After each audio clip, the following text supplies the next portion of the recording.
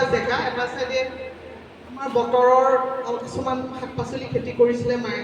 এই শাক এই আমাৰ সীমাত এজোপা গছ পুলি এটা ৰোপণ কৰিবলৈ লৈ আহিছিলে দুটাই, আৰু সেই গছ পুলিটো মোৰ জন্মদিনৰ দিনাখন ৰাতিপুৱাই ৰুইছিলে। এই পুলিটো আছিলে লিচু গছৰ পুলি, আৰু কিয় নাজানো সেই গছজোপাৰ লগত হয়তো শৈশৱৰ কাৰণে নেকি এনেকুৱা এটা আত্মীয়তা মোৰ লগত গঢ় লৈ উঠিছিল। মই সদায় চাওঁ গছজোপা কিমান ডাঙৰ হৈছে আৰু মই কিমান ওখ হৈছোঁ।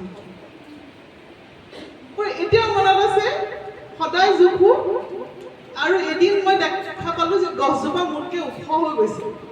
মই মাক গৈ পেলাই কমপ্লেইন কৰিছোঁ, মইহে ৰুইছিলোঁ গছজোপা মোতকৈ কিয় ডাঙৰ হৈ গ'ল। গতিকে গছৰ লগত মানুহৰ যিটো আত্মীয়তাটো